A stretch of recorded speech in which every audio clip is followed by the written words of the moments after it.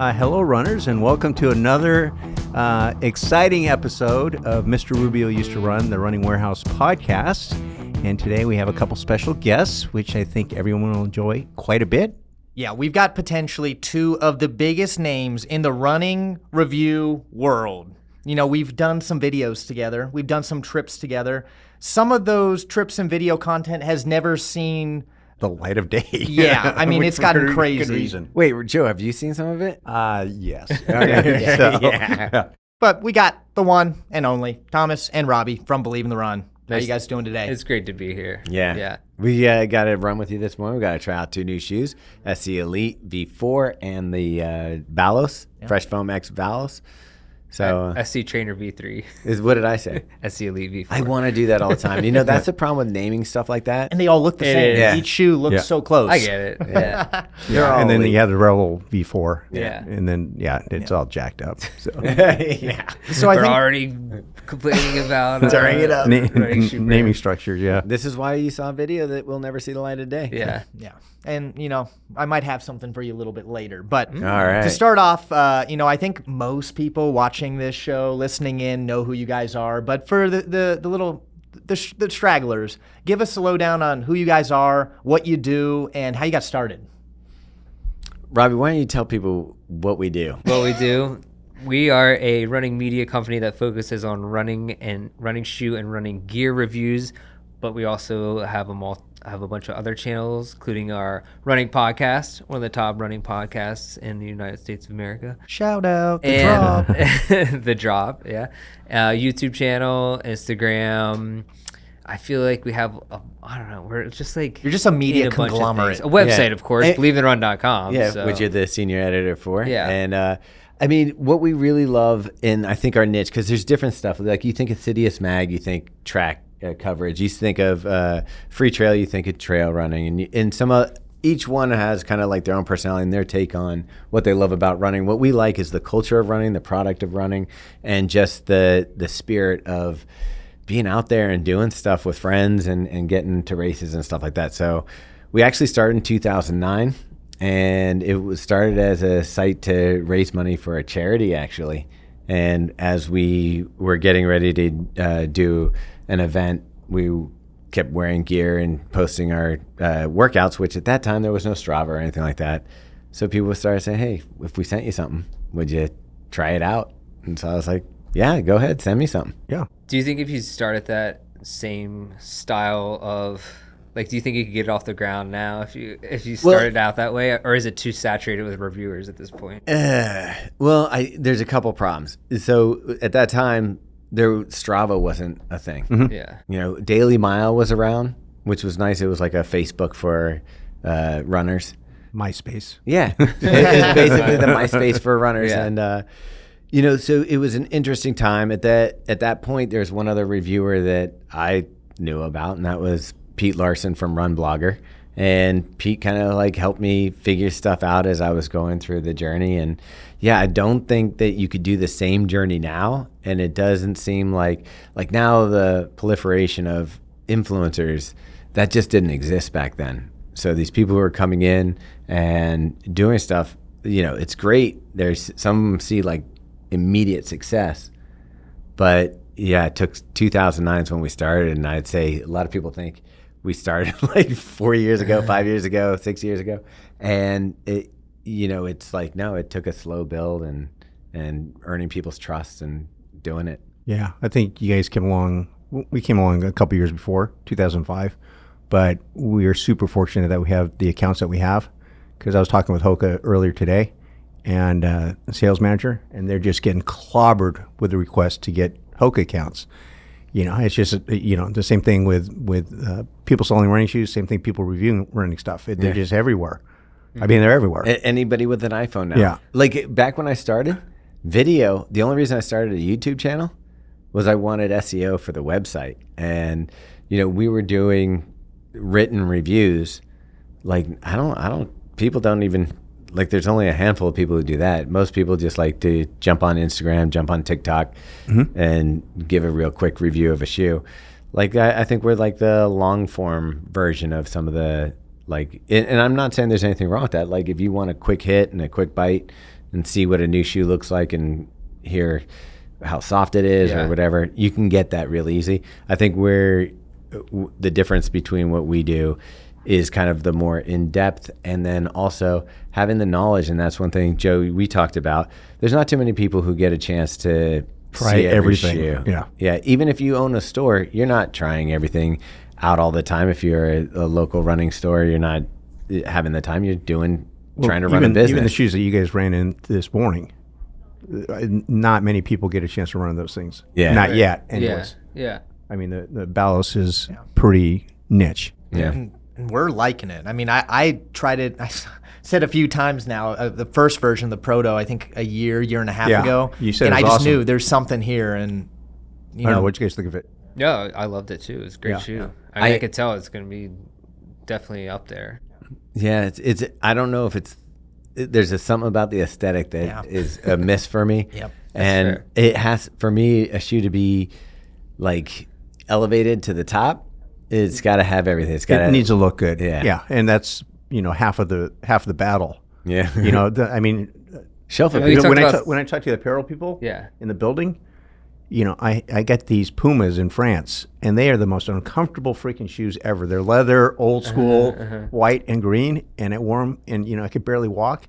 And Marianne, who's a head apparel buyer at Tennis, she goes, "Why aren't you wearing the shoes?" And I said, "They hurt like hell." She goes, "It doesn't matter. They're cool looking." Yeah, it's like the Roger Federer from On. Yeah. It's like at least the first version was It's horrible. It's actually the worst shoe I've ever worn. I think the most uncomfortable shoe. I mean, And- that's the thing when you see someone running with a shoe that Hurts. yeah. It is hard for me not to run past someone and not want to stop them and be like, I know you probably like the way that shoe looks, but you're missing out. Yeah. Yeah, I think because I'll see people wearing like the On Cloud Boom Echo 1 because I know they bought it at Nordstrom Rack. Yeah. And I'm like, dude, like walking around in it, I'm like, that shoe is not a walking shoe. It's I mean, ugly. Yeah. Whatever. So we've actually been traveling quite a bit the last few weeks with the Olympic trials. I know you guys did not make it. What have you guys been up to? What's the craziness in the Believe in the Run squad? Dude, I don't even remember what happened yesterday. I know, it was fun. Robbie was just saying, hey, we were in California last week. He's like, was that last week? I'm like, yeah, because, we're back in California here. You guys are based out of San Luis Obispo. Although you guys are kind of like branching out a little bit, getting across the country. Yeah. We flew out to the Palisades in Tahoe, and we were there for Broken Arrow with Solomon. We stayed the week. We hung out with Hoka to do the Western States race, and then flew home. I was home for 3 days, and then we flew back here to San Luis Obispo. And that's where we are. And later this year, we've got a ton of travel. We're going to be Paris. Meg's right now on a tour of Boulder, Nashville, and Chicago, and she's going to be in Boston and a couple other cities, Charlotte, or not, St. Petersburg and St. Louis? in Connecticut or something, In St. Louis? and Columbus, Ohio. And then we're going to Paris, and then we're going to be at Chicago, Berlin, and New York City. New York City. And then Austin for the running event. Yeah, so that's We'll the see you year. there. Yeah, we'll skip. We'll see you guys at the Brooks party. Yeah. Yeah, the Brooks party is always a way to send off. I mean, do you want me to send you that photo so that you can put it in this podcast for later? The screen, Which photo? I'm the one- scared. the one of you. Yeah. Yeah. That was a good time. Carl lost his hat while moshing or doing whatever it was. he Des was doing. Linden surfing. Yeah, Des Linden crowd surfing. I was wearing a Kafuzi shirt that somebody was crowd surfing and like imprinted their foot onto it, and it's still like I washed it, the footprint's still on it. That's so amazing. That's cool. Yeah. Man, it's a good time though for sure. Oh, yeah. Like if you can get into it. Yeah, you got to know the right people, but LeChance. LeChance. Yeah. Oh man. So we've got a pretty busy next couple months. We just hit the trials. You guys hit Western States. What do you think's because it's the same time frame? What's your call? Did we make the right move? Oh yeah. Yeah. Yeah. I mean, I've done all of them, but Yeah. I'm a track guy through and through. Yeah. I am going to UTMB this year, which is, if you ever get a chance, I was never a ultra guy. I'm still not an ultra guy, but that race kicks butt. It is so amazing just watching these people, 2,500 people, take off on 108 miles with that amount of climbing. And I didn't everything. realize it was 2,500 people. Yeah, it's actually crazy. wild. It's absolutely crazy. And the spectators come out, which is weird too. at all hours with bells and in the middle of nowhere, in the middle of these little towns. It just takes over the whole mountain. It's really cool. That is awesome. Yeah, it's if you get a chance to go, do it. And with all the travel you guys have done, has there been one that stood out that's like that took the cake? That was the best trip or the best thing that happened on a trip? I mean, Tokyo was insane. Yeah. Like, there's just, I'd never been to Japan, and that was like a whole, just like blows your mind because it's just a different world altogether. Like, I don't know. That was one for me. You'd say that Tokyo beat the private Jack Harlow concert in Boston a few years ago. At the New Balance track. Yeah. That was cool. But not the same energy Okay. as for a rapper on a track as it is at Tokyo I Marathon. did find out because there was a lot of people there that I'm like, I don't think they should be in this because it was a very insider industry show. Yeah. They actually brought in the Jack Harlow fan club, came rushing in, and those were the people up, Oh, really? yeah, front row. I didn't know that. Yeah. That's hilarious. This reminds me of a few years ago. My daughter, she goes to Oregon State, and I said, "What'd you do this weekend?" She says, "Well, I went and saw Harry Styles." And I go, "You had a date with a guy named Harry?" She goes, "No, I went to go a concert with Harry Styles." I go, "Who the hell is Harry Styles?" I'm walking around the building trying to figure out who Harry Styles. And it's the same thing. This Harlow guy. I don't know who this guy is. Yeah. Yeah, It's fine. yeah. You're not missing. I know. I don't know. I I would like disagree. Harry. I like I would Harry disagree. Styles. It's fine. Oh yeah, come on. Yeah, no, but I'm saying Jack Harlow. It's fine. I heard Harry Styles might be in my family tree. I don't know. Yeah, for with the sure, hair. but Yeah. I mean, because you have good honestly, hairstyle. Is that the idea? Harry. Harry, Sorry, yeah. it's you're a pun. wordsmith. I will tell you, Doing Jack what I Harlow can. looks like he could be one of your videographers here at the place. Like, if he was walking around, I'd be like, "All right, we're gonna shoot a video now." Yeah, I would not know Yeah. exactly. And Yeah. we just came off Boston. That was fun. Me and Joe were we were not together, but it seemed like every hour we ran into each other Right. somewhere. Well, I saw you guys at with Danny Orr Yep. at the bar at the Lennox. Oh, right. What's it called? We always get the name wrong because I it's know, not I can't- Solus or something. Solus. So yeah, The Solus is the one up Irish pub. the Irish pub, and Yeah. where I saw it was the one downstairs. Yeah. Oh, I thought it was all the same place. No, I think it's No, different. the They one have three down- different. The one downstairs is a different bar. Yeah. Okay. I Yeah. thought it was all the But- same. I think I was gone at that point. But that's just one of those. The Lennox, you just see people everywhere. That's where we but- saw yeah. Bill Nye the Science Guy. yeah. You did? Yeah, we were there for the track opening. Right. Bill Nye was hanging out in the lobby. and I think was he went to like, Cal Poly. Yeah. Oh, really? Bill Nye. Yeah. There you go. And we also, while in Boston, we went shoe spotting. That video should actually be dropping right around the time Really? it might already be out by now, but I was assuming it was so bad that you Yeah, you got scrapped it. out, oh yeah. no, there were a few parts in it that got a little Yeah. iffy, but we I had just fun. remember it got cold. It got cold. And We got- it started raining. there was Yeah. a downpour at the end Yeah. that we had to cut, but there was a couple people that got a little upset with us commenting on their shoes, but everyone was fairly good sport. Yeah. Shoe The spotting. one thing that was kind of hairy was, downstairs at Lennox, you're real close to the finish line, and they have this fenced off area, Right. right, and there's cops in there and everything, and this one guy decided he's going to jump in from outside with a That's good. backpack on. Oh, nice. Yeah. That's what you Not a wanna good do. time for that. No, I mean, what happened a few years ago with the backpack? I mean, and he got descended on by like 15 cops. I was Just, gonna say, I hope just, so. Okay. just you go. What is wrong with you, dude? And I feel, and this is going to be controversial. Maybe this needs to be cut out. Cut. Like, I was at a baseball game recently, and people are talking back to cops that are like, this guy was drunk and he started vaping in the stadium. So they're like, you got to go. And so he didn't listen to the usher. Usher had to get a cop. The guy started throwing his like beer can at the cop. So the cop went and got the state police. State police came down, and their friends were like talking back to him and like, you're not going to take us out of the stadium. We're going to wait till the end of the game. I'm like, Dude, people are crazy. Yeah. Now. I feel like that's not just with cops, but like with anyone. It's just like people are nuts. I feel like since COVID, people lost their minds. I don't know. This is what we talk about in the drop, just like a random commentary. No, if you like this kind of stuff, yeah, tune head on into over to the drop podcast. Yeah. But yeah. Sorry. No. I mean, we've all been traveling quite a bit. Question for you two though, because you're both fathers. How do you balance this? If you're in camp. You're always Yeah. In the golf camp. yeah. Yeah. Got a little cage. They're my boys are in camp for 4 weeks right now. Okay. So that's great. How old are your kids? 15 and 12. Okay. Yeah, I mean it's hard because it's like I have an Or is he 8-year 13? He's 13 now. Sorry. 8-year-old and 5-year-old. So, I mean, I would say that when I'm home, it's just like that's all I focus on. So it's on the whole time like that. And then when I have running stuff, I do the running stuff. But it's just like all in on that when I get home. So, but it's still like, yeah, it's a lot for sure. I mean, especially for my wife who has to, because we don't have family that lives nearby. So it's like, they're a little bit older, so it helps out that it's not like, Yeah. you know, Mine are in they can the do their own thing now. But Mine's in the stage where they used to want to watch movies with me and sit with me and do stuff with, hey, Dad, this. And now it's pretty much, I'm like, hey, you guys, you want to do something? Nah, we're good. Yeah. They're upstairs. Well, I mean, wait till they start driving. Then it's Yeah. complete freedom because they want nothing to do with you at that stage. yeah. Yeah. I'm ready. I think that's a great thing. Like, if you're a good parent, then that should happen. Yeah, for sure.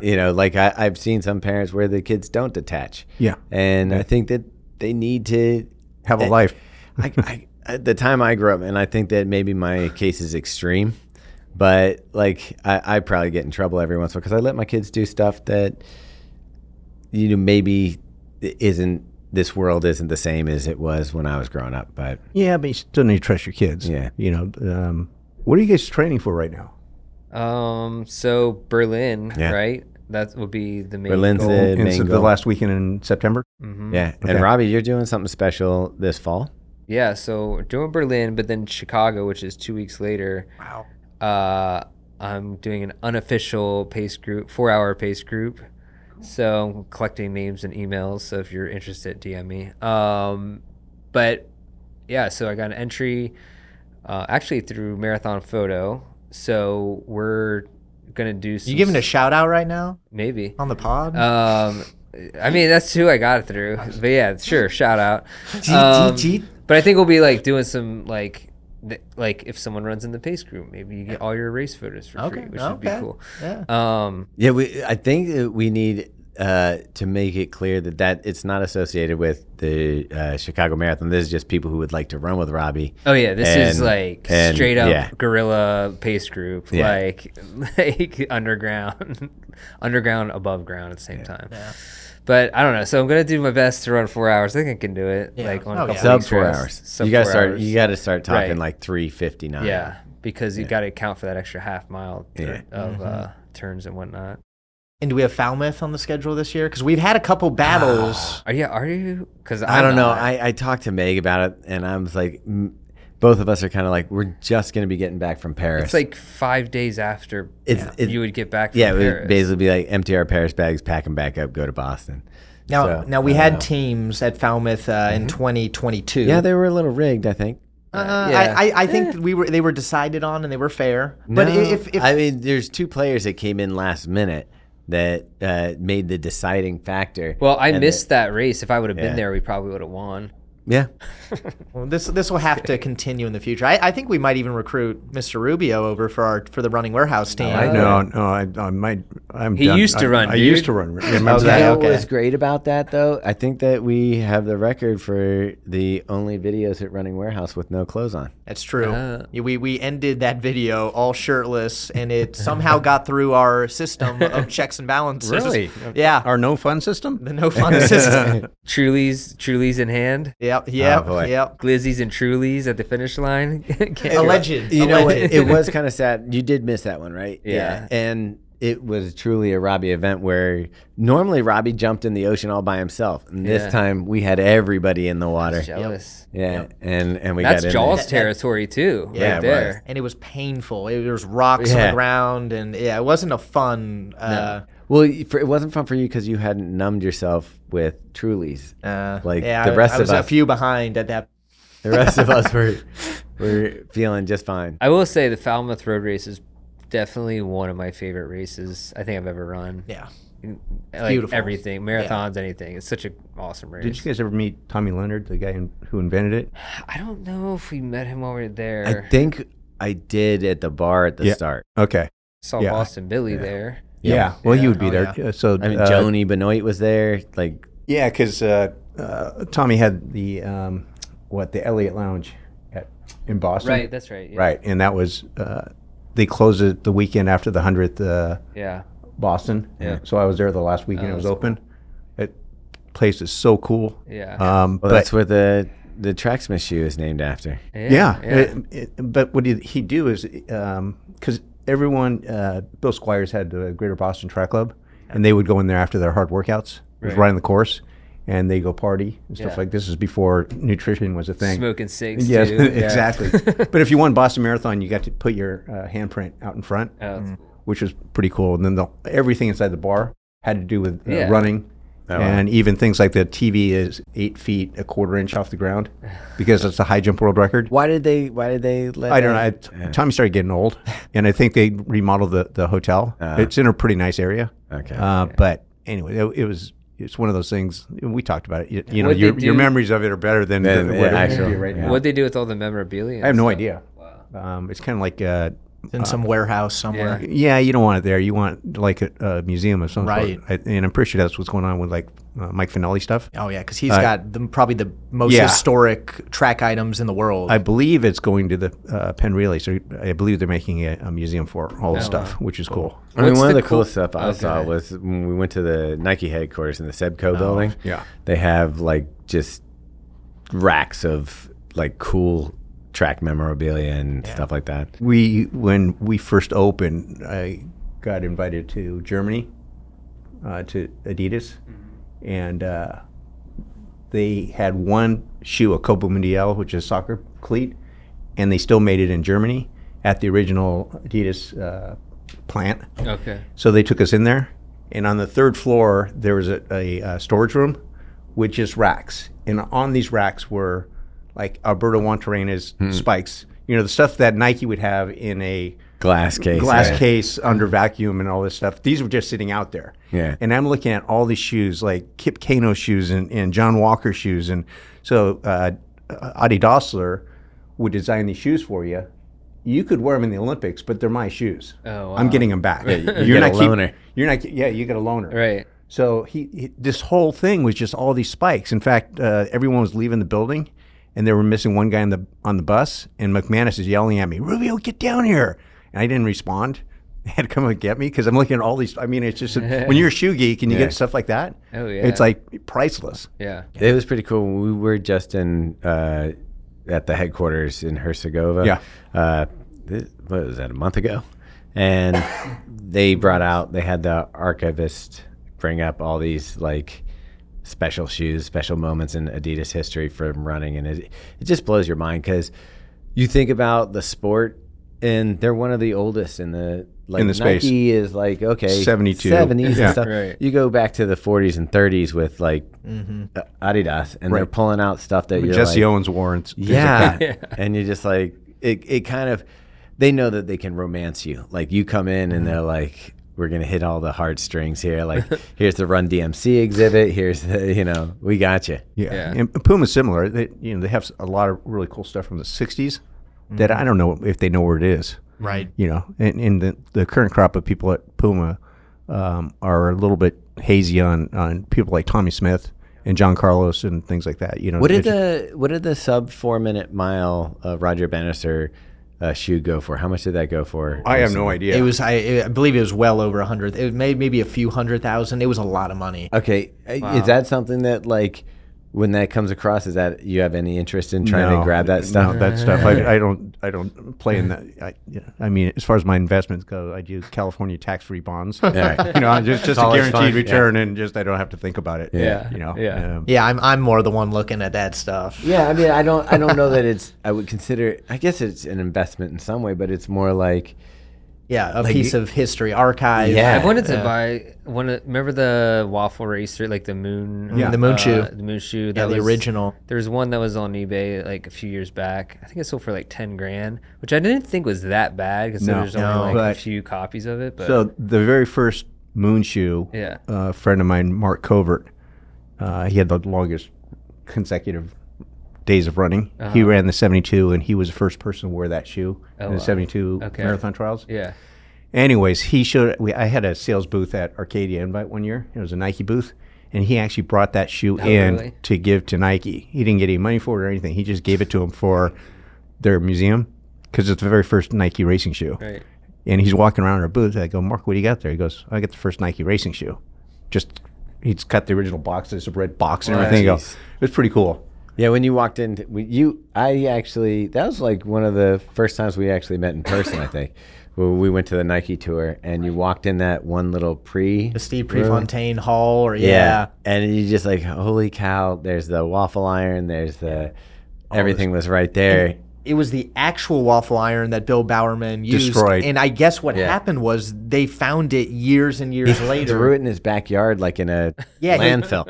They literally dug it up, and they found the pieces, and they were able to recover most of the waffle iron. That's amazing. Just in the backyard. Yeah. But You know how it is? You're like done with it? It was in the burn barrel. Yeah. Well, it doesn't mean anything. Yeah. Well, you don't know the significance of it at the time. But, that's the other thing. When you go to the trials, you just see all these old people. Like I'm sitting with Pat Tyson. Well, he was Prefontaine's roommate at Oregon. He coached at Gonzaga. Yeah. You see Dillinger. You see John Anderson, who won he made the 72 team and won 73 Boston. He's there, and you just see Scott Daggett, who was teammates with Prefontaine, and all these people just walking around, right? And they're just legends. It's really cool. And then when you get a chance to meet them and hang out with them, I don't know. I just really enjoy it. Just hearing the stories and things like that. It's pretty cool. Connor, what are your thoughts on Pre's Trail? I'm all for it. I mean, when I was in Oregon, I was running mostly on Pre's Trail. The one thing that caught me off guard the first day I ran on it, because I had some really brand new, don't do that. nice looking shoes. No, they're going to get destroyed. Destroyed when I got back. And they were like, I only brought 2 pairs of shoes. So I'm like, okay, well, I guess my other shoes are my go out shoes. And then the Wild Duck destroyed those as well. So I was down to no shoes by the end of the trip. His go out shoes. Yeah. I wear my extra thick Hokas to get me up to 6'2". But we have a theory, and Robbie's championed it. Megan was the first person who mentioned it. Is like you're just running through a field. Yeah, I mean like that's true. I feel like Pre's Trail it's a little overhyped, overrated. Yeah, it's not a bad place to run. I'm just saying it's not the best place to run. If his name wasn't attached to it, no one you'd would be care. like, this is an average municipal park trail. Totally. And even worse, because if you have a pair of shoes that you actually like, they're destroyed. Yeah. But their trail system and the bike paths and all that kind of stuff, when you're going along the river, it's pretty good. Yeah. It's pretty good, but like we kid around that like we have paths all over Maryland and Baltimore that are as nice or nicer with better scenery and stuff like that, and you're just like. But was it used in the filming of Without Limits? That's exactly. I honestly like the run up to Pre's Rock better than I like the run on Pre's Trail because you get the nice views of everything. It's kind of like Hendricks Park. Yeah. But I don't know. That's just me. Yeah. I like bringing it up as a topic of conversation. What did we run that one time where we ran up that spiral hill when we were in Oregon? I don't know. I thought it was like a way higher vantage point than it was. Yeah. It was like I was like, we're going to this cool hill with an overlook, and it was like very average. It was like a parking lot. A little disappointing. I forget what it was. But the weather there, as it is here, is amazing. Yeah, it's in the summertime. In the summertime. Yeah. Right. Yeah. And that's a big point of contention I have about people saying the Olympic trials and nationals should be moved around the United States. Yeah. Weather. I mean, you can That's get some tough. really shaky weather. I mean, the weather wasn't great for the Olympic trials. It could get hot in the afternoon. It was hot, but still it wasn't humid, and it wasn't raining, and it wasn't delayed 4 hours because of the weather. Yeah. It's kind of weird they have to move out all the, like, at these events. Do they bus people out that are the people that are living on the streets up there, or how do they get? I don't know. I don't know where people are going, but I mean, I think they have to clear them out. Somebody, Yeah, they Uber probably driver do. did tell us that. Well, Yeah. they could do that. I know they did that for the marathon trials in Atlanta. Oh, okay, yeah. They actually they had to. Oh, does get pe- Atlanta have issues with that? Yeah, big I time. mean, So one of the honestly. guys that I know was on the not board of directors, but on the directors committee, and asked him what he was working on. He said, "Well, we're working on making sure the dumpsters aren't being lit on fire during the race, and that requires us to move people out of the downtown area Yeah, for the race." yeah, That's got to be a tough job. yeah. Oh, it's an incredibly tough job. I mean, even over here where we have homeless people living on one of our routes, I mean, when the cops show up, it's not a pleasant scene. Oh, I and you mean, can imagine, I mean, people getting their belongings stolen away, Yeah. and they're getting moved and they don't know where they're going to go and, all those We've had kinds to of things. change our running pass a little bit because of that. Because of that. See, and that's the thing. Baltimore gets this really bad rap. Like, we travel around, and it's actually a pretty nice city. Yeah, there's actually not a lot, like, compared to a place like Austin or even Oakland is a whole other thing. But yeah, it's a lot different, honestly. But a lot of the cities that were you'd consider poor or bad 10 years ago have made resurgence, like Detroit. Oh, for sure. Detroit, it went through like 50 or 60 years where the housing prices did not move. Yeah. Honestly, they didn't move. No. You could get a house, people were walking away from houses, you could get a house for $20,000. Easily, yeah. Not anymore. No. Baltimore is basically, we talk about this on our own podcast. It's like it just needs to take care of a couple things, mostly the leadership in the city. We're And like then at a tipping point. I really believe it location-wise. Like, you're in between D.C., Philly, and New York. We take the train to New York all the time. It's an hour flight to Boston. It's major international airport. Yeah. And that's where your guys' HQ is, which we might need to visit Yeah. at some point. That's been on the list for a and bit. wait Dude. till we finish the downstairs. But yeah. Yeah, and we talked about this on our podcast, but we had asics Move Your Mind tour came through for our summer grit party, and we teamed up with Charm City Run and some other run groups in the area. We had Monday night 500 people show up to a group run. Wow. And the other thing is there was other group runs that night in the That city also had that had like 200 people showing up to their group runs. This is in Baltimore, dude. It's not New York City. The So, run like, clubs are blowing up right it's now. crazy. Yeah. So let's we Let's talk talk- about let's talk run clubs. Yeah. Yeah. Because there's a lot of controversy. I feel like maybe in dumb circles like Threads or Twitter or something X that like running crews or clubs have become too much about not running. I Or do think that influency type sometimes it things. is. I just think there's different products for different people, and I think that if you're looking, I think it's great. If I was a single person in my early 20s and there was a 2-mile run where I could go Meet people. people that like to be Right. active, maybe they're not like, you don't have to go to a bar or something like that. I think it's great. And I think to the hardcore runners or the crews that go, maybe they're like, and nose down on them. And I get it, but there should be a healthy ecosystem, I think. Like, I've started talking about the Faster Bastards, for example, which is our run crew in Baltimore.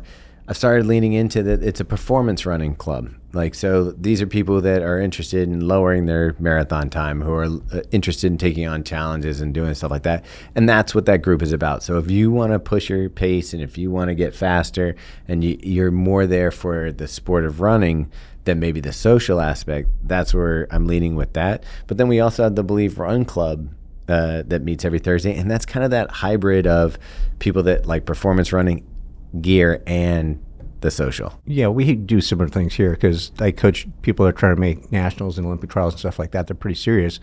But for an evening run, we also host pub runs. Yeah. Which is, like 4 miles, easy, have a beer afterwards. Yeah. And, it's way more social. So it's the kind of thing like you're talking about. If you want to meet people, Yeah. that's where you would go. In fact, I encourage people in the building. I go, if you want to meet people, Yeah. how hard can this be? Yeah. Really, people are just nice. They're open, And I do think it's harder to meet people once you get out of college. And, if they're not there at your office or work, how are you going to meet them? Their choices are go to bars, either that or find like the sports clubs. Like we have Volo, which does like softball, volleyball, pickleball, all that kind of stuff. But running's such a easy, like all you need is your sneakers. And some of these groups are starting off with like 2-mile runs and stuff like that. Yeah. And not everybody's even running 2 miles. I've seen some of the Strava stuff. People are running like a mile, but they can get out there and meet people. And what I'm hoping is it becomes a farm system for people that actually start going, you know what, this is fun. This is cool. I like running. Maybe I want to do 6-mile runs. Maybe I want to do 10-mile runs. Maybe I want to sign up for a marathon. So I think it's great getting people into the sport. Yeah. It's also defining your groups. Like when people ask me about running with us, and I said, you just got to understand, we're talking competitive running. Mm-hmm. The goal is improving your race times or qualify for nationals or Olympic trials. So it's some, we don't just go running. There's drills and there's weights and there's strides and there's there's all kinds of stuff to do. Yeah. So our Saturday workout we get there at 8, start about 8:15 and are done at 10:45. Yeah. And there's no standing around. Right. So that's 2.5 hours of movement. Yeah. Most of which is hard. Yeah. So that takes a whole different level of commitment and background and a number of things, because you're not just going for an hour run or 45-minute run. Yeah. Now, that's part of it, but it's just having people aware of what the expectation of the group is. Yeah. And I think as long as clubs do that, we're fine. We're good. I think that's a trick though. Like originally, like with Fast Fast, we're like, oh, we're open to everybody at all paces. People would come out, and they get and dropped. if you're not running an 8:30 for 10 miles, Yeah. Or you can't do 10 miles. Yeah. Right. You're doing 10 miles? Really? Yeah. Yeah. So we've got, so in ours, like pretty much in Baltimore, you can find a run every night of the week with a different group. And we're not one of those cities where you have to, like, if you say, oh, I'm a fast bastard, well, you can't run with Tribe, or you can't run with Runners Run, or you can't run with Riot Squad, or one of the other Canton Run Club. We're not like territorial that way. So that's also a thing that's really cool about Baltimore. So you can find a run every day of the week.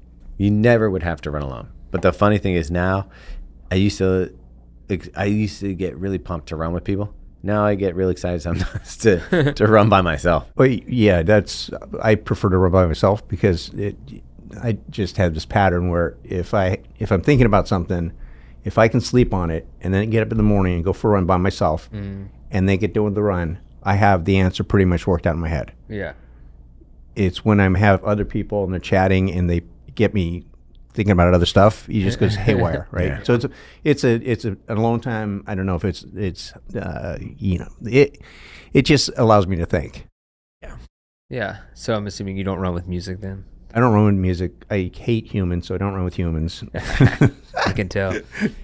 Yeah, but I'm only forced to talk to them on a podcast. on a similar note, explaining what the purpose of the running group is, we try as much as possible to explain like the purpose of a shoe, because I'm looking at internet and there's just people saying, well, I'm thinking about this shoe and this shoe for the same purpose, and you go, that's not what those either one of those shoes are for. One of the shoes is certainly designed to do that. Yeah. But this other one is not.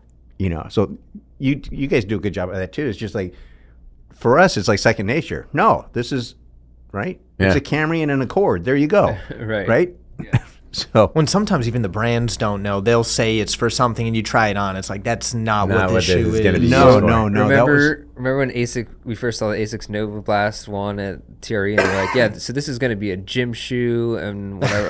It's not a running shoe. They're like, don't look at it. It's not a running shoe. I was like, what are you this talking is about? your running shoe. You better sell or it the as a running shoe. Cielo X. Yeah. They build that as a marathon racing shoe. You go, no, it's not. Okay, so you agree with me on that? Yeah, it's not a marathon racing shoe. I think it's a phenomenal daily trainer. It is. The problem is the price tag. And they're billing it as a racing shoe. It's super fast. Remember, you saw those ads Yeah, and everything. I You go, know. no, it's not. It's very bouncy. It's very efficient. I think some people, it could be a race shoe, but they're billing it as this elite racer, and It's all not- their athletes were wearing the Rocket X. They Right. chose not Well, to. they have one guy wearing it. And one guy, How'd he do? He didn't get the He's not memo. going to He the didn't get Olympics. Yeah. But it's just and that happens when you have people in the marketing department that don't have a competitor, don't understand the product. Were they just doing that around the trials though to make it seem like it was like It's hard to know, but I will say from what we've seen for the next version, that is no longer the case. Yeah. It actually is an elite racer now, and it's Okay. pretty sweet. But I absolutely adore that shoe for just Running. miles. Like I would get done running, and I know that we talked yesterday about plates and training too much in plates, but I feel like that shoe, the plate isn't really playing a big factor into it's creating stability and a stiffening agent in the shoe. But it's such a great shoe. My legs feel fantastic after a run in those. Like, I think you can just gobble miles in those. Like, It's it's a very good shoe. It's just, but the classification of it by Hoka was, in my mind, was incorrect. Oh yeah. I think it'd be tough to sell it in any other classification, though. Like, Well, if you said it's super shoe.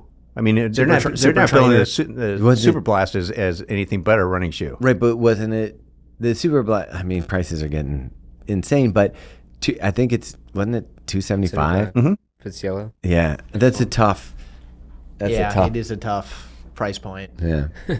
But yeah, we'll see. I mean, I feel like that's moving now more in the race space, and then the Skyward is going to be more of that plated training option, and that's a nice shoe, too. I like That's a the nice Skyward shoe. too, Yeah. but if I had to choose between those, yeah, I'm going with the Really? Cielo X. Wow. The Skyward X, I think that is a phenomenal shoe for high mileage, saving your legs.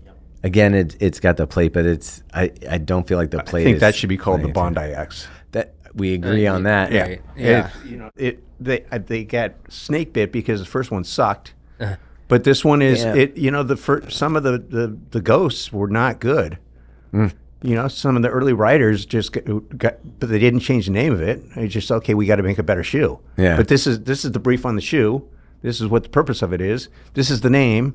This is what people expect. I use this example all the time, but a modern Corvette is not like Right. like a Corvette 5 years ago. Yeah. no, It's mid-engine, but it's two-seater. It's affordable. Some people think it's cool looking. I think it looks too much like a Transformer or something like that. But you know what it's for. It's a Yeah. Corvette. It's fast. Yeah. It goes. Yeah, it's not an errand like going to pick up groceries car. Yeah, no, but if they changed the name on it and called it whatever, Nero or something like that, Chevette. you go, what is it? What is it? Yeah. You have to explain to people what the hell the thing What was is it? for. What was the deal with the Chevette? What was the Chevette? Yeah. I had a Chevette. Chevette sucks. Oh, that's so horrible. why was there the Corvette and Chevette? What was the? What Well, was they're the trying to make a connection there. Yeah. Yeah, but it was. So it's like the Kayano Light. yeah, kind It of. was the like worst, a Pinto. worst Okay. car I ever had, Really? but it would not die. So Okay. I kind of bought it, and it pissed my dad off, and his response was he was going to keep it running. So no matter what happened to that car, I remember one time we took it to the it was like running a little funny. Yeah. So we took it to the mechanic. They put it up on the rack, and the mechanic calls my dad in. I see them like talking. He's pointing under the car, and I see my dad. He gets that angry face.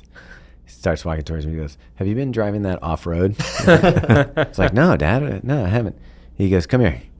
Pulls me over. We look under the car. There's all these corn stalks stuck under the car because I had it out in a the cornfield. rattlesnake. Like, well, I may have pulled off to the side or something. Have you guys ever seen a gremlin? Yeah. Oh yeah. I had a gremlin. That was in the movie. What was the Wayne's World? Yeah, Wayne's World. Oh, so yeah. it was actually a Levi's gremlin. GMC. So, yes, GMC. You had the denim one. had No a denim way. seats with copper rivets and denim.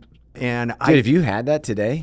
yeah, I know. I read an article about it in the Wall Street Journal. They're going for 40,000 plus. Yeah. And I gave it away. Whoa. Wow. Oh my gosh. I mean, dude, that's you're awesome. lucky you could give it away when you probably gave it away. Yeah. Well, it was a lady that. Anyway, it's a long story, but anyways, I don't know how we got on this Oh. Yeah. subject. Well, Yeah. okay, so let's get back Because on you're track. on, Get back you're on- on. You're talking to Believe and Run. Well, yeah. This our that's how job you is guys getting roll. off track. So we've had a lot of meetups over the years, and I pulled out some photos that I'd like Thomas to react to. So This is one photo of my number favorite one. photos. This is is definitely one of my favorite photos. And this one got We'll throw Robbie that upset. up on the screen. Let me see this. Oh gosh. So what's going on here, Thomas? Okay. Dude, So it still freaks. is that who was running right I there? believe it's Ellie. Ellie St. Yeah, Ellie St. Pierre. I had a rather large lens on my camera, and I was right on the edge of the So track. this is at the New Balance track. This is the opening weekend of their And this brand was new a facility. world record attempt. Yeah. yeah. Which they did break the world They record. did. Thomas almost Luckily, unrailed it. I almost got him. I had a long lens on my camera, and I had my eye up against it, and at the last minute, you're I saw the like really up, like Wait. the pores of her face, and yanked it back. if you're listening, you were on the infield, like you were, which I still don't know I had a why. press I still don't know why they let you. Yeah. Like, whatever, and then so you were I like actually got on some the really good pictures that night. the inside lane, like lane 1. You were on. I was the on the lane. rail. On the rail. Yeah, Almost derailed that whole. dude. Yeah, Like that would have been the end of. But that would have been great Everything. for your guys' brand. You would have been front page on Let's Run. Yeah, are you kidding? That would have probably blown us up. Mark Coogan would have killed you. Yeah, Yeah. All right. Next time, let interrupt the world record. Yeah. But with a long lens. it probably would have also broke the camera, but yeah, she was flying. Yeah. Photo number 2. We've talked about this already, but what do we have here? This is great. This is shirtless. Robbie, this is what you missed. I was not there. That's Oh, disappointing. yeah. You guys Cape- are half naked. Cape This was Cod. the boys of summer. We had everybody in the water. We had people like, okay, so here's the great thing. There's some of us who were partaking in maybe some of the seltzers. Mm-hmm. And then there were several people that were stone cold sober that could act foolish even without the excuse. And you were one of them. Tommy Runs was in there. Oh, yeah. Someone had to keep these guys in line. You were not. You guys were as nuts as we were. Yeah. I'm sure Like- Kafuzi was. okay. Kafuzi yeah. was stone cold sober, right? Yeah. I like to call him when he's in that state Kasnoozy. Kasnoozy. But, Yeah. but we he had was, fun. He was good stuff. And everybody has a great time. Like, that's the thing, though. Those are the memories, like, when I look back and I say, Oh, yeah. you know, we may not always agree on shoes or how we want to present what we do. But when we get together, all of us are laughing, having a good time. Like, that's a core memory for me, like being yeah. in the water with those guys. And I our- think Drew Whitcomb was there, too. Drew was there. Yeah. And our favorite part of that whole trip, when I think it probably got the most rowdy, I think that's when ASICS said, we got to tone it down a little bit, was on the ride home. And what happens geez. on that ride home? Mike left his phone. Did he? He did. Yeah. Our video here's, here's the thing was, like, I your think video Matt guy. kept saying to him, hey, don't leave anything on the bus. Yeah. Don't, you know. But you can't. I mean, we just got a police escort across the state. I think that was like a. Oh, this was your first police escort. Yes. Did you ever do the police escort bus? Yeah, twice. Okay. So you did. Yeah, you ran. I was in okay. I ran Falmouth last year, 2023 and 2021. Okay, so it was just I the 1 missed year it, you yeah. missed. So tell Joe what this entails. All right. So ASICS gets a police escort back from Falmouth back to Boston. Now this year apparently the house is staying on the island, but normally if you were in this traffic, you'd be in it for 4 hours. It's beach traffic. Yeah. Oh, geez. Coming back Yeah. off So- the island. It's a 2-lane expressway. They get the motorcycle cop in front, motorcycle cop in back, and they just drive you Like through. Moses It through might the be Red two, Sea. and the cars have to get off. So you see all these people getting totally pissed off because they have to go the side, and they're wondering who are the celebrities on that bus that are getting police. It's got to be the president. It's Yeah. you idiots. And it's Yeah. just us It's with a- shirtless in the bus. Matt going, everybody calm down, sit down, please be quiet, please. The bus drivers, no drinking on the bus. It's just water. It's Yeah. the seltzer. It's And water. so apparently Mike, who's your videographer, does an amazing job. He left his phone on the bus. Yeah. They tried to track it down before they knew it. It was on its way to Europe. Yes. Oh, for real? Yeah, Yeah. No way. It ended in a sketchy neighborhood in Boston and then got shipped to Europe. No way. That's the last we saw of his phone. That's amazing. But yeah. So Okay. that was a good trip. Okay. We got another one. What do we have here? All right, this is the first trip down. We'd just been to the Nike headquarters, and Connor and I decided to pimp out his ride. And Oh yeah, that was a good one. Yeah. Man. Thomas was doing some donuts in the back lot, and this video actually came out pretty good Yeah. with a step. Yeah, these shoes, the Nike shoe I got there. yeah, you were getting all the comments Was for that your, the- for your shoes. I React love that Infinity? shoe. Oh, I love that shoe, but it was has the- a little plastic heel counter thing that digs into like the exact spot where my ankle bulges out, and so like It's painful. I can't wear them, but I love them. I what still was have 'em. the what? This is the guy who makes it. I forget. Yeah. Don't do that to me right now. I Sorry. can't. I'll remember Sorry. after. It was Okay, bugging me. I'm gonna keep rolling. Who do we have here? All right, I this need is to know who this is because I nice. see some similarities between you and him. Yeah, this is my my grandfather, my maternal grandfather, and he went to Yale, actually did his grad school at Harvard. Okay. And So you got some pedigree in the family. I got some pedigree, but it went downhill. You know how like you reach your peak? That we peaked. Like Succession. Yeah, but, yeah. and My family down. tree, Yeah. that was the peak. we came down. Joe and I actually talked about it when we had our podcast yesterday. He actually had the world record for pole vaulting in 1933. And he made it to the Olympics, but he didn't actually go. He well, obviously he qualified with that jump, but he at that time you had to pay your own way, and he was in school. Yeah. And believe it or not, even though he's going to Ivy League, he didn't have much money, and he didn't come from a wealthy family, and he just couldn't afford to take off from school and go to Europe. And it would have been the Berlin. He would have ran in front of Hitler. Wow. So yeah, craziness. In the Olympics, I'm sure we're different back then. Yeah. You know, Was that the same? Jesse, I think that's the Jesse yeah. Owens. Was that the Jesse Boys in the Boat Olympics too? The rowing Yeah. squad. Yeah. I think that was around then. So crazy. William Harding decided not to go, and probably I would have had all these great stories of. Dude, he sounds like I thought you were talking about a president for a second. That's your grandpa. Yeah, Oh, okay. William Harding. I was like, maybe that's one I forgot. Bill Harding. Yeah.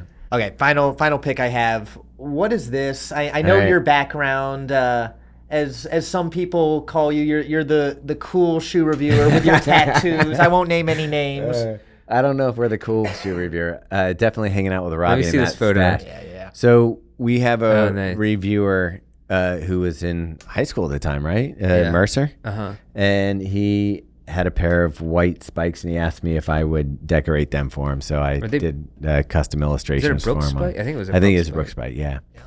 So yeah, I just whipped out the markers and the stuff, and Did you made do some any of custom. the graffiti in your early days? I may have dabbled in some public artwork. Okay. Won't say if it was allowed or not, but I don't think I ever had a permit to display my okay. artwork. Okay. you're the Mr. Cartoon of the running world. Yeah, I was. I've always been enamored, and I never thought I'd be a runner. I always thought I was going to be just a straight up artist, and that's what I wanted to do. I went to school for it, and when I was a teen, I found that it was at that time I was real into skateboarding, and you guys have skateboarding, but. Yeah. I love skateboarding, graffiti, illustration, that kind of stuff. And so I hooked up with other kids that were into the same stuff. And I loved visual arts and ended up kind of in a roundabout way, still use it today in what we do. Like for Believe in the Run, we do a lot of graphics and illustrations and stuff like that. And I feel fortunate that, I've been able to carve out a spot.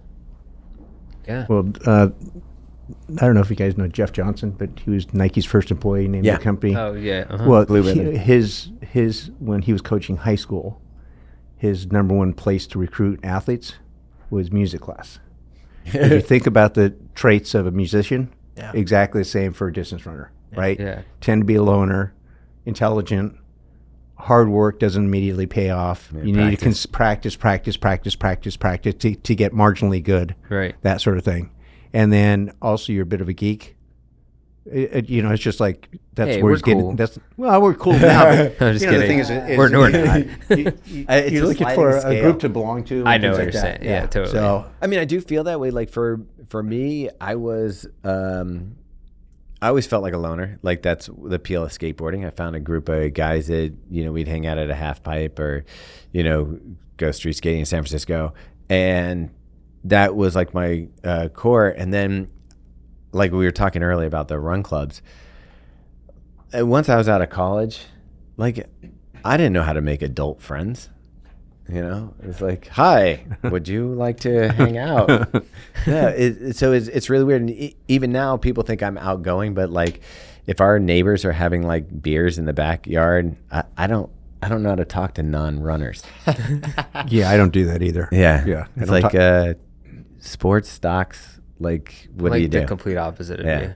I know. I like Robbie, know your neighbors better than He does. Like I talk like to my next door neighbor's like, hey, Robbie's going to start a bike carnival, or what do you call it? a bike parade. A bike parade to take kids to school. Yeah. And I'm Next like, year. oh, that's Donate. great. That's cool. Yeah. I saw him at like literally like the other day when I left your house. We talked for like 15 minutes outside. Okay, because at 4th of July, I had a weird encounter with him. Oh really? Yeah, we'd been drinking. Oh, you gotta tell me afterwards. Okay. All right. Actually, when I was talking about the bike paths, the protected bike paths Yeah. in St. Louis, it's because of parents riding their bikes, kids to school Oh, nice. on their bikes. Yeah. That's awesome. So they awesome. got city council, and mayor, and everyone behind it, because if you get a chance, go over there Yeah. and check it out, and it might give you an idea. You go, hey, we can do this Yeah. in our community. It's like that's part of the reason I want to do a bike parade is because like draw more attention to that. There's no very Safety. little bike infrastructure Right. for kids to ride their bikes to school because there isn't. There's like one bike path and it goes like just vertically north to south. So yeah, because like other countries have done this. I think there's one in Portland, some other cities, but it's like basically just ride once a month or every couple of weeks on a Friday. You get as many kids and parents as you can and do like a long route around the district, and like everyone has a good time. You play music. Yeah. Like it'd be cool. Have you ever done the bike night here? I have. Uh. I have on bikes and rollerblades. Oh, rollerblades. Oh yeah, yeah. I rip it up. Nice. But no, it's wild. It's fun. Wait, it's, Connor, you're single? Imagine that. We're out here. Yeah. Is it like a bike? Because they have one in Baltimore that's like a bike party once a month where it's like, yeah, That's just- insane. You just Yeah. hundreds of people just kind of like at night. They take over the streets. Yeah, Yeah, and that's okay, what they do same here. idea, yeah. They have one in Austin. They have one in Seattle. Yeah. I think the one in Seattle's naked. I don't Is think I it want to San ride your Francisco? bike. Yeah, that seems like those two don't go together. No, they don't go yeah, together. yeah, Yeah, I don't mean, need that. then you have to wash your seat. Yeah. Well, you don't have to, Or but it's a not. good idea. yeah. Yeah. One question. Cool. Yeah, we're gonna transition this. Yeah. We're gonna do a nice smooth transition Hey, here. why did we just picture Connor naked rollerblading? Mental image secured. All right. All With right. a helmet, Always Safety gotta have first. protection. elbow pads, and a helmet. All right, this will transition nicely here. All right. So, in this space, we get a lot of comments on YouTube, Oh, yeah. on social media. Uh-huh. We meet a lot of people in person, and when you meet the people in person, you usually get a lot of positive reception. Oh, yeah. But there's a lot of haters out there. I'm sure you guys deal with them. We deal with them. Mhm. How do you go about that? And how I think of it is, if you don't have haters, you're doing something wrong. That's It- accurate. a rock star is going to have half the people in the room For sure. absolutely love them and half the people hate them. And you guys feel the same way? Yeah, Yeah. Megan has mentioned that to me anytime that if I've seen something, because normally it's like water off my bag. It's like, whatever. What do I care? Every once in a while, there's one that maybe hits, Yeah.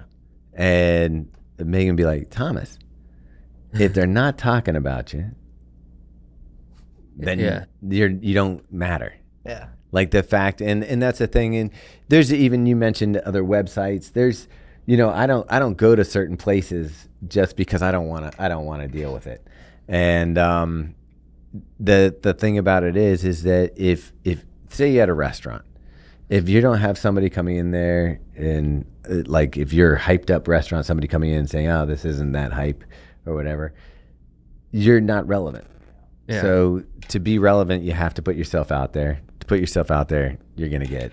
I mean, I don't even at this point really read comments anymore. Maybe every once in a while I will on the podcast just because that's usually our true fans, but it's just too much. And it's honestly a lot of mental energy that's just wasted on something that really is trivial because that person is just throwing stuff out there. They don't care. And it's just, you just We gotta also let don't it know. go. Like you picture it as somebody that would be like maybe a contemporary of yours. Yeah, it's- and it could be like a 13-year-old kid. Yeah. Or something. It's like.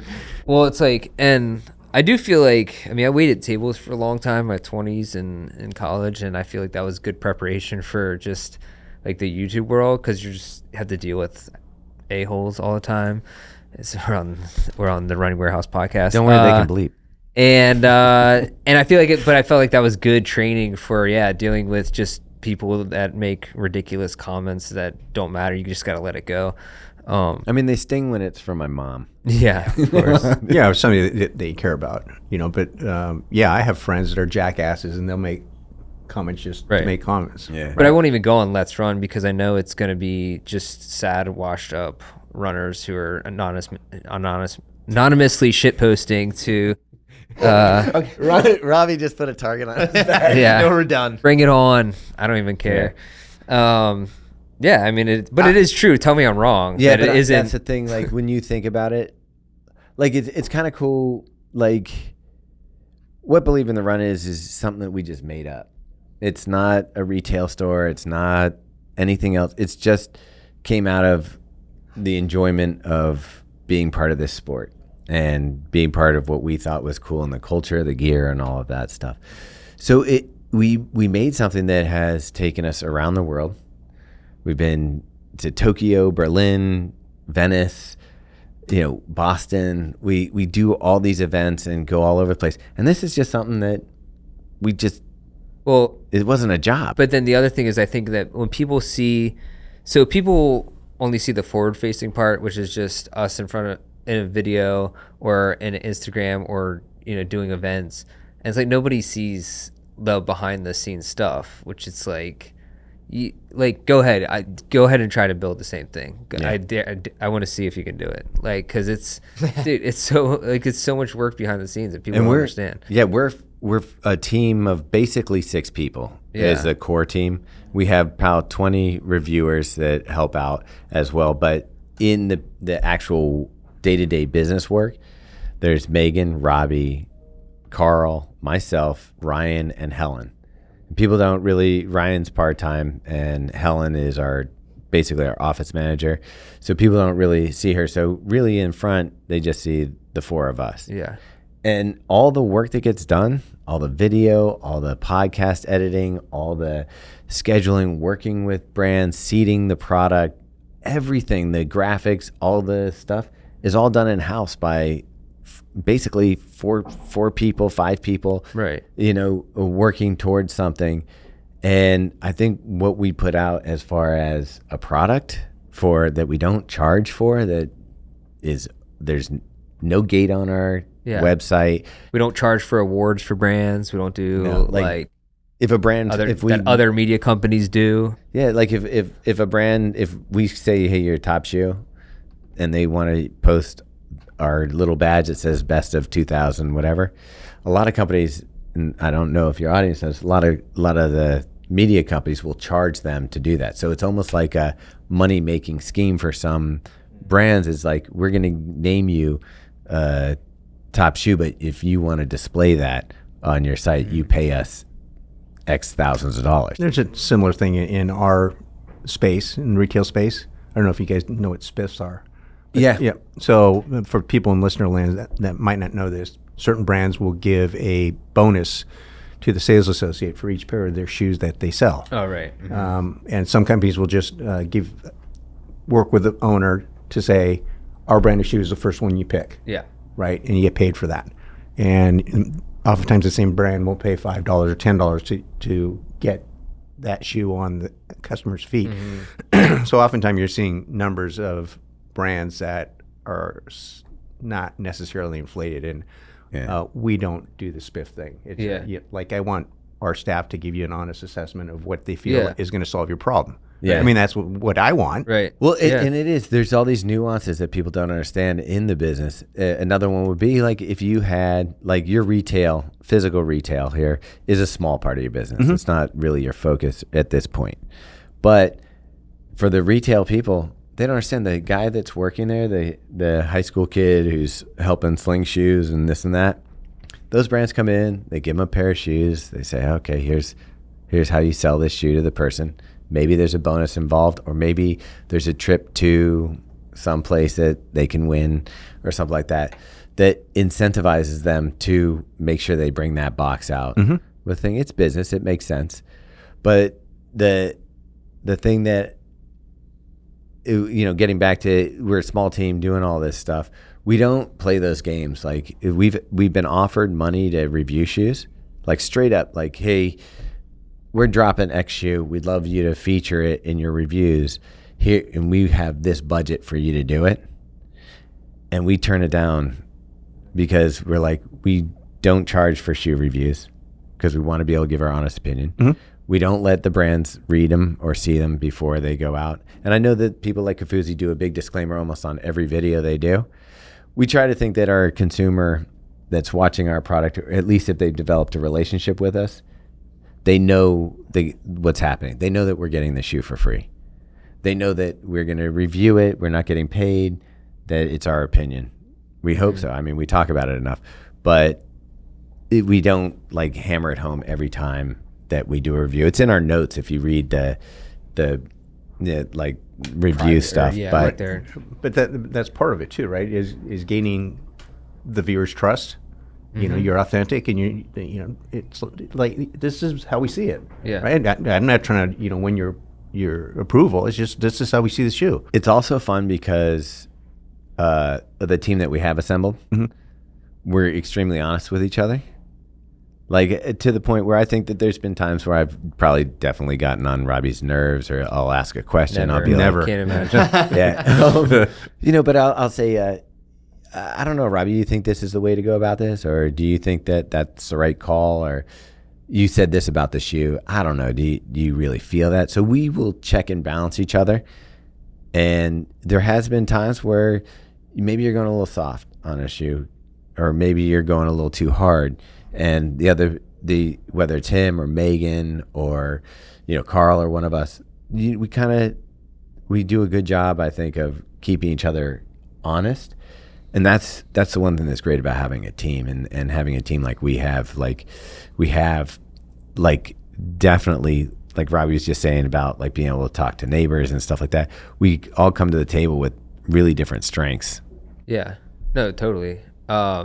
And it's also nice because if you have like all three of us talking about a shoe, you have different experiences, but you can kind of all come together and meet in the middle. Whereas if you're a singular shoe reviewer, not saying that this is their fault or anything, but if it's Kofuzi or whoever else, it's like that is like the review you're getting is their experience. But when we have maybe a couple reviewers or three reviewers, or we talk about on the podcast, we're bringing like, kind of a more holistic view of the shoe, I guess.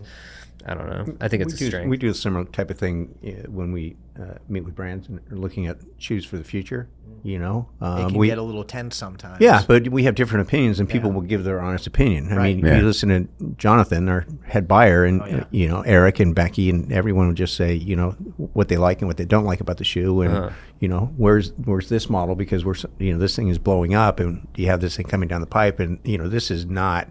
I like the Laredo or whatever. The New Balance Laredo. Yeah, it's like when you talk about the looks on a shoe, that's one of those shoes that not only looks wise, but performance wise was not it. It was a friend of ours' pet project. And, yeah, for sure. I remember I was running in that shoe, and this rarely happens where I will go out, start running a shoe, and I turn around and went home after. There's a lot of shoe. Which shoe was that? I don't even. It looked like a basketball shoe, and it was called Laredo. It was super critical. Super critical foam. Like I almost feel like it was like a 990-ish type shoe, but it had super critical foam, carbon plate. It had too much of everything. It had everything. That's right. In it. It was like I still walk around in it. It was I the like walking in Canyonero. it. Yeah. From the Homer Simpson car. Yeah. It was like what's the asics one, the Kinsey Blast. Yes, it very much in line with that shoe.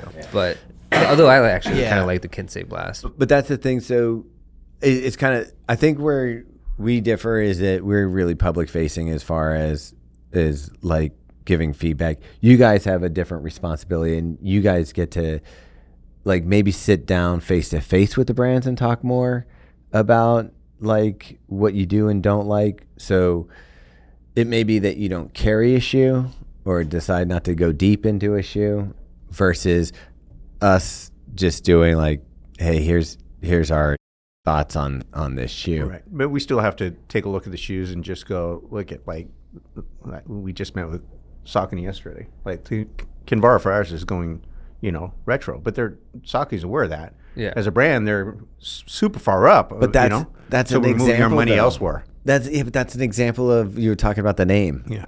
And how the other one should have been the Bondi X. Kinvara should have stood for something, like at least the brief of what it was. What it was light, fast, and enough cushion to take you through the marathon. Mm-hmm.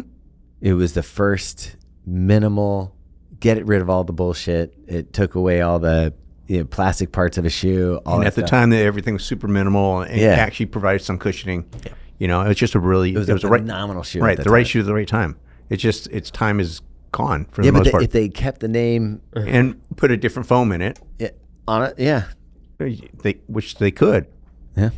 The other part of it is it was always on the less expensive side of the scale. Right. Yeah. So I think when it came out, it was $110, and now it's even $120. Originally it was $90, I think. Okay. And then it went up to 100 and then 110. But it's always been about $30 less than comparable shoes. Yeah. And it was great value. But you didn't have other options, really. Yeah. That was it. And the OG Kinvara, I had that shoe. That might be a shoe closet for the future. Yeah. But today we usually round this out with a Joe's shoe closet or Kevin's shoe closet.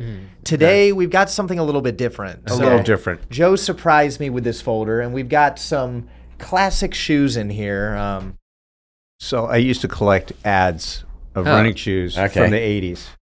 So Nice. our first ad of the day, The sock racer. Wow. sock racer. Yeah, I never had that one. That one predates. That was I know Craig Godwin, who's one of the top Masters runners for Bowerman. Yep. He ran in that all through Cal Poly, and he overpronated horribly. So Perfect shoe for him. He would run on the complete inside of that shoe, and geez. that was 87, I think. Okay. I mean, Yeah. if you look at what's coming out from Teva right now, they Yeah, have a similar. sandal shoe. Which I will be I think they reviewing. should look at that because I don't think you should have open toes on the trails. I'm gonna find out. Yeah. Dude, I think it's a mistake. You're Can't getting ready wait. for Berlin. You're going to be just in that shit. It's all right. If Mike Wardian can do it, I'm in. Yeah. All right. So we've got carbon plated super shoes these days. But Brooks introduced propulsion technology well before Nike. Oh wow. Joe. I mean, I think Mizuno was on top of it as well. They were. Yeah. They had the wave plate and all that Yeah. kind of stuff. It was, yeah. But Brooks, I think, had the first carbon plated shoe. But it's a lot like the rabbit shoe, where it was on the On the almost to the ground. almost to the ground. It was a stability feature, and it wasn't a propulsion feature. And then Zoot had theirs, and theirs cracked all the hell. We had a sales meeting where one of our workers cracked one trying to flex it and forgot he cracked and got a second one and cracked the second one. The Zoot rep left with like $400 worth of broken shoes. That's funny because we have one of our reviewers had the Zoot carbon plate shoe, and he said it was great. I guess he just didn't crack them. Yeah. No, he didn't bend it. Yeah. Yeah. Next, we've got a classic Power Bar ad, and I think the look in this is what wins me over. Yeah, I'm in there. Yeah, I think Robbe kind of still has a look like this some days. Yeah. Yeah. We got to bring the visor back. I think that's See, the visor, I think, is better than the Legionnaire. I mean, Fractal. Get on it. functionally, the visor makes total sense. We can't get people into it. I just don't like the aesthetic look of it. I hate to say. I can't even wear a hat. Yeah. Yeah. Oh, I love the visor. You give me a visor, a clipboard, and a whistle, I'm going to town. New Balance. Yeah. Now that shoe right now is the hottest retro shoe. Is that the 579? What are we looking at? This is The 220, I think. The top rated 320. 320. Okay. Is that what that is? Yeah. When the going gets tough, the tough gets going. And this, Nice. New Balance is trending younger these days, but That's when they were trending older. I don't know. You could probably put that ad out right now. oh yeah, I think you put Seinfeld in there. oh yeah. How about this one? This is the final. Well, This is the final. Yeah, we've got. I don't remember this. We got Oh yeah. Vans. I tell people that Vans made running shoes. yes, I didn't believe it. Did you I run didn't in a know that. Vans running shoe? No, I ran in Vans skate shoes, Right. which was a mistake. Okay. Yeah. Actually, a friend of mine designed the old school Oh, for Vans. for Van? Yeah. I just watched some documentary on those guys, that what they were like doing as far as pretty making it. amazing stuff. But the guy who designed the old school is a guy named Ralph Cerna. So he was one of the top high school runners in America back in the 70s and 80s. So we got a whole folder. let of you these. guys dig maybe through we'll, the- Yeah. we'll bring them back for some more Fascinating. episodes. So but yeah, what killed Etonics? Do you remember Turner's? Yeah, I have a Turner ad in here somewhere too. That was my Jerry dad was Turner. going to get into running. Yeah. And he went to Nordstrom at the time in Walnut Creek, California. And, he went home with a pair of Turntecs. Turntecs. Oh, yeah. Yeah. And I remember he was like, I'm going to start running. And I remember he got up early. They were and- expensive. Yeah, they were. And then he just stopped running.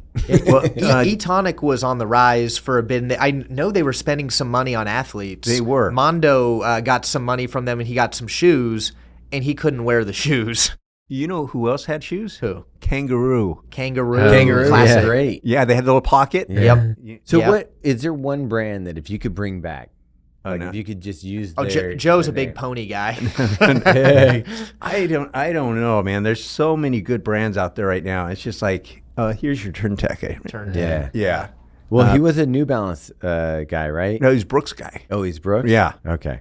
But some of these things are pretty amazing. Dude, And these then, look like 990s. there's other guys in here. These two, one's Jeff Atkinson and one's Mark Olson. I was golfing with them at the Olympic trials. Oh, wow. And they're professional athletes and stuff like that. But anyways, yeah.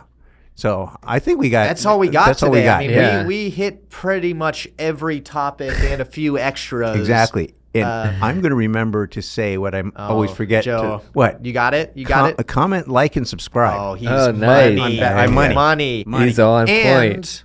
we got our boys from Believe in the Run with the Drop Thank podcast. you very much. Are we Yeah, gonna maybe Joe's going to be Yeah, on we'll there. see an We'll episode probably- with you on yeah. that shortly. Not this Yep. Monday, but the following Monday probably. Yep. Perfect. Perfect. Yeah. Sweet. Well, thank you very much. Been an honor to be guys. here. Awesome. Yeah. Sweet. Cool. I learned that I do get on Robbie's nerves. Well, let's go get a run in and then get some dinner. Yeah. All right. Thanks, guys. All right. Peace out.